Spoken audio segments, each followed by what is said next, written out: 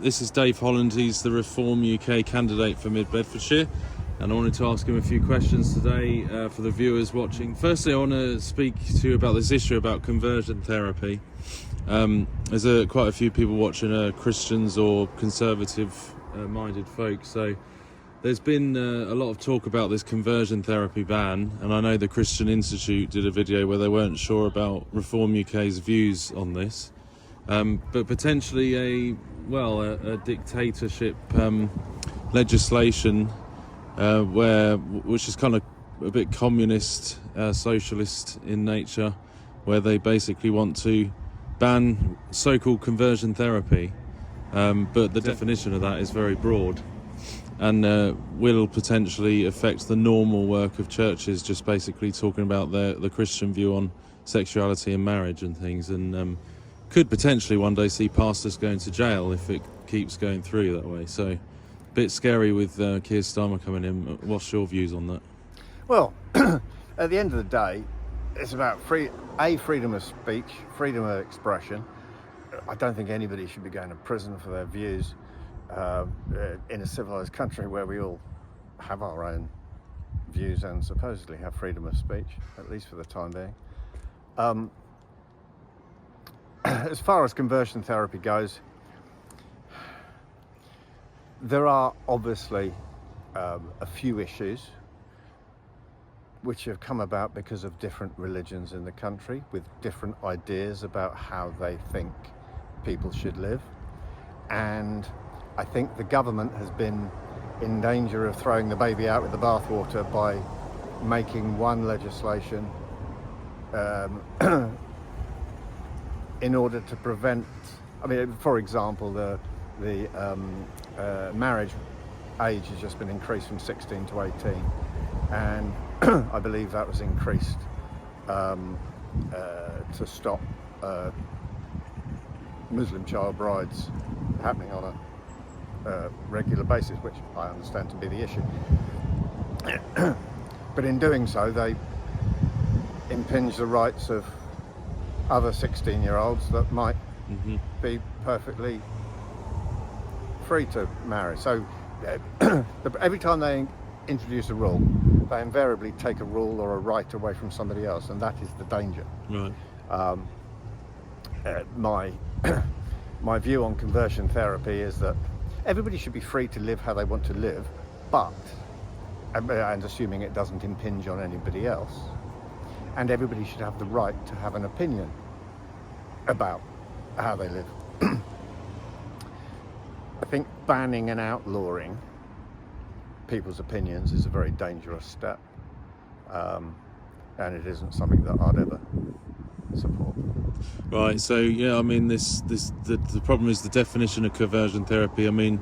There's the understandable thing about abusive practices where people are forced to do things against their will, but the problem is it never stops at that, does it? It begins to go forward into no, actually you can't have an opinion, or someone who is of a certain sexuality can't get help for, if they become a Christian, to seek out what they want to live instead, and it kind of interferes with people's rights and freedom of speech and things like that. So the problem is, how do you police the difference between forced conversion therapy and voluntary therapy? And because there are blurred lines, that is where legislation struggles to actually come up with meaningful legislation that protects everybody's freedom of speech, but also their freedom, other people's freedom to be what they think they are or want to be. And it just gets really messy with the hate speech laws and what sometimes seems to protect one group, such as the liberal view, which is more mainstream now, and then it comes against the right of freedom of speech for people maybe who are more conservative and traditional, and so it only really favours one group of people.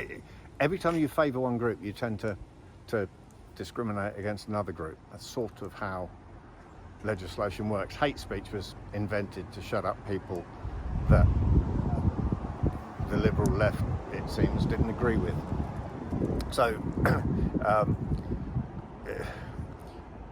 we're quite often as a party silenced and accused of hate speech and racism, and we're none of those things. We don't hate anybody, we're not racist against anybody, but we're accused of hate speech in the hope that it'll shut us up and make us vacate the space that we're currently occupying. So I do totally understand. I totally understand the challenge. Legislating against it, I believe it. No one has the right not to be offended by something, and offence has turned into hate speech, and the two are two different things. And somehow we need to separate them again. I think it was Ricky Gervais who put it best.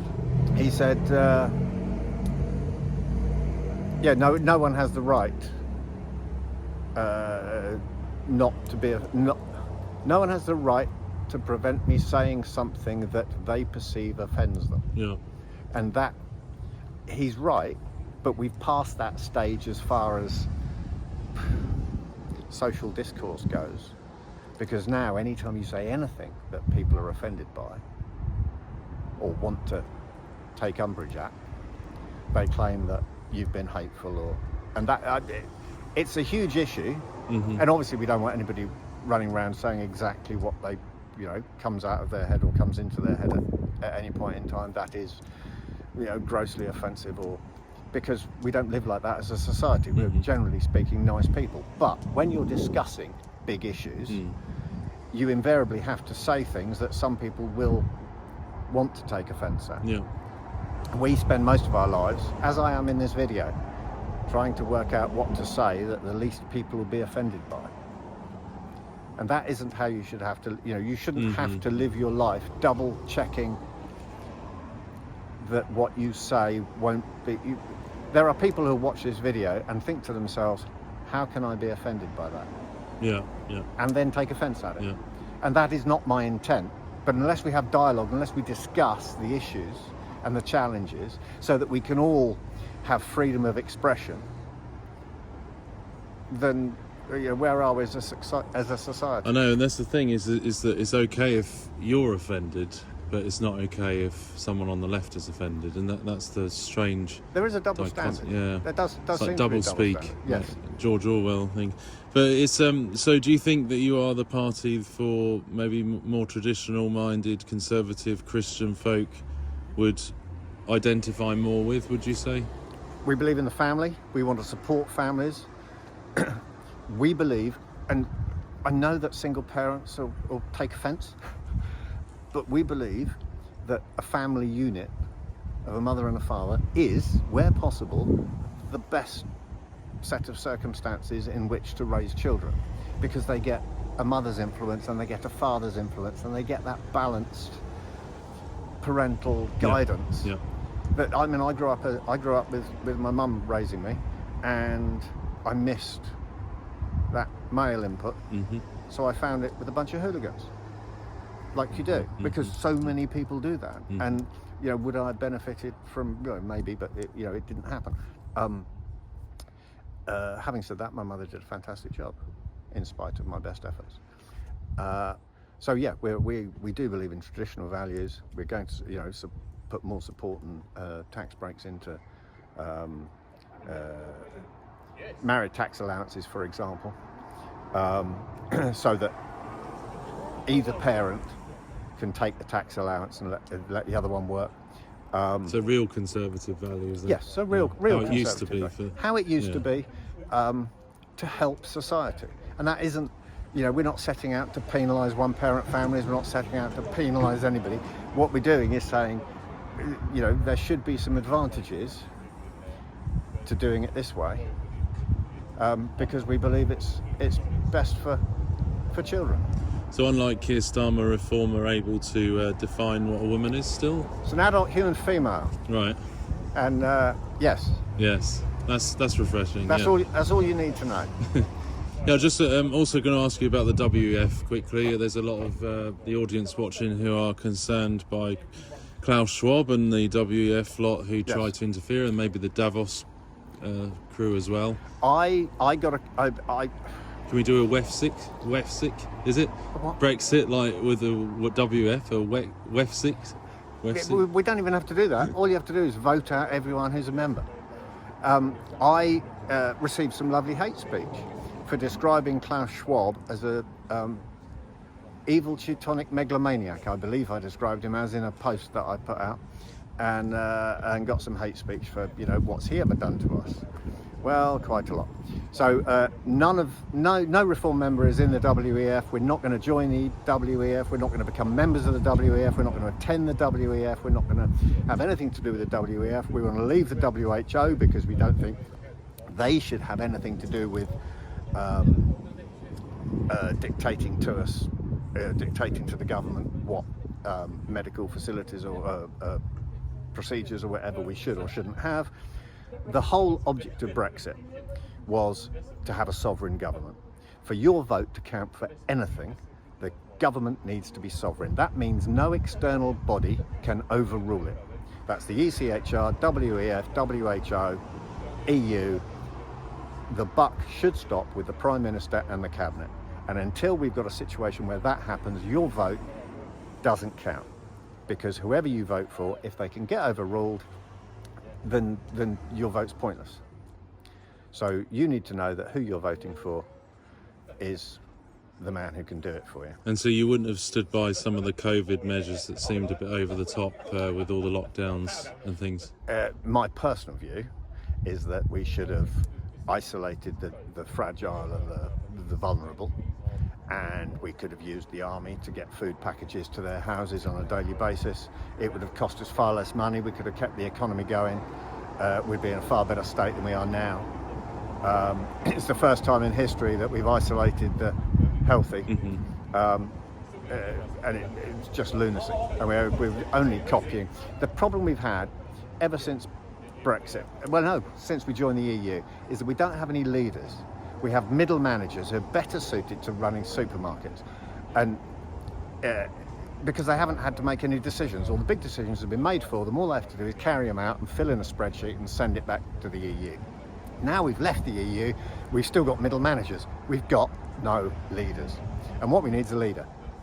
So, I don't know about you, but there's only one that springs to mind that's got any character about him at all, and that's Nigel, of course. And I think he'll be a superb leader. Do you think you'll do well this election? I think we'll do a lot better than everybody thinks we're going to do. I think the polls are more a tool of attempted manipulation than they are an indicator of fact. On the doorstep, we're getting very different numbers than the numbers that are showing in the polls across the country. Yeah, I see it on social media as well. A lot of people saying vote Reform. And yes. Do you think you'll do better than the Conservatives, perhaps, in terms of number of votes? It's honestly, because of the first past the post system, yeah, there's sort of an exponential graph that for every point that you rise in the polls, you gain a much larger percentage of seats. So whilst a couple of weeks ago they were saying we wouldn't get any seats, then they were saying you might get 1 or 2, then that went up to 18, then 29. Now it's sort of gone back to 18 again for some reason. I saw one poll that thought we might get 89. It wouldn't surprise. With the way the system works, it wouldn't surprise me if we get 3 seats. It wouldn't surprise me if we get 103 seats.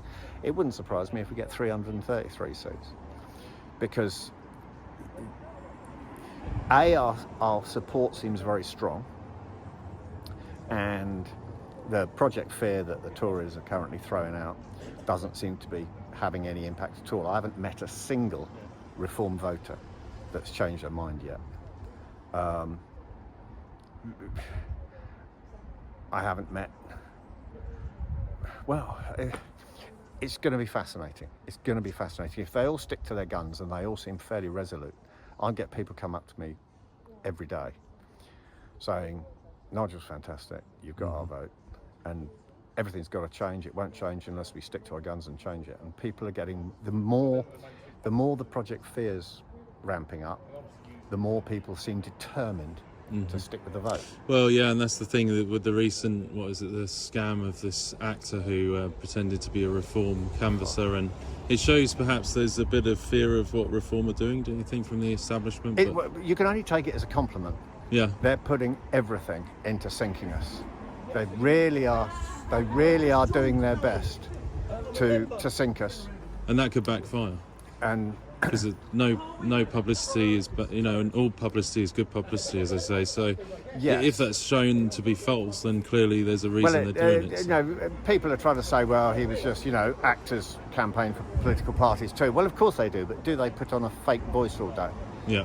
And he was overdressed to look like an official Reform Party person instead of just most people who turn up canvassing do so dressed in a hoodie and jeans or shorts and a t-shirt if it's hot. Putting on his rough voice. They don't shirt and tie and then give it all apples and pears and go blimey, governor. Yeah. It was too much of a caricature. It didn't ring true to me. I haven't met anybody like that in Reform. We're not like that. Yeah. Well, thank you for speaking. I know you were waiting to start this event here today in Woburn, but just last moment, stop the boats. That's a big talking point. It's a huge talking point. Do you think you can completely stop the boats to net zero, as you say? Yeah? Yes. Within a couple of weeks, we'll have stopped the boats. Wow. That's all it takes. And no Rwanda? No, Rwanda's pointless. Yeah. I mean, the actual... we're actually... The £500 million we've paid covers 200 people in year one that we can send there. If any of them commit a crime, they can come back again. And they also can send some of their economic migrants or whatever to us as well. So the numbers aren't actually going to change. Plus, here's why Rwanda won't work. Under the existing rules, the lawyers have already worked out how 200 people get put on a plane to go to Rwanda. They're all sat there, and one puts his hand up and says, I can't go to Rwanda because that's where I fled from and I'll be persecuted. And then the rest of them go, yeah, me too. The plane will not take off. No one will ever leave. It's just been a smokescreen to kick the can up the road to allow more immigration into the country, because that's what the Tories want to do to you. If you think it's going to change under Labour, it won't. It'll just get worse. The only party that want to do anything about it and can do anything about it, under existing SOLAS 1974 laws, we can turn the boats around in the Channel. We can identify them in French waters, rescue them in French waters, put them on our boats so they're safe. We're not going to sink them or drown them or anything else. Put them on our boats so they're safe, spin them around, put them on the French coast. Yes, the French will be a bit miffed at it, but that's not our problem. The problem is that they shouldn't be coming here in the first place. So we can finally put some of the money into the NHS that we're spending on all these 4-star hotels to put, loads of different people up. We've already, in our contract, we haven't got a manifesto, we've got a contract with the people. We've already allocated 17 billion a year to put into the NHS, which is more than anybody else. Which will, first thing we'll do is knock all frontline health staff and social care staff out of paying basic rate income tax. So that will effectively give them a 20% pay rise. That'll aid retention, aid morale, and aid recruitment. Second thing we're going to do is, with their training, when nurses train, they'll run up their 50 or 80 grand debt, whatever it is, for doctors, 100 grand debt. Every year that they work in the NHS, we'll pay off 10% of it. So they'll be paid for their loyalty back to the NHS. And those two things will help get the NHS working again. We've also got a voucher scheme that we'll implement, included in that £17 billion. So if you can't see a GP within 3 days, you get a voucher to go and see a private GP. If you can't see a consultant within 3 weeks, you get a voucher to see a consultant within 3 weeks. If you can't get your appointment within 9 weeks, you get a voucher to go and see get your operation done privately, all paid for out of the 17 billion a year, which we've allocated. We've managed to find savings of 150 billion a year that they're currently wasting across government, and we know that we can kill the 7.5 million queue of operations. We can get that down to zero in 2 years. Well, thank you, Dave. Dave Holland, I appreciate speaking with you here today in Woburn. All the best with the election in a few days on Thursday. Thank you very much. And thanks for speaking with us. And encourage all the Tory voters that are a bit disillusioned to maybe have a look at Reform UK and your website. You've got a Facebook as well, haven't you? So Facebook, Twitter, YouTube, TikTok, everything. brilliant. Thanks. Thank you very much. Thank you very much. Take Cheers. care. Thanks.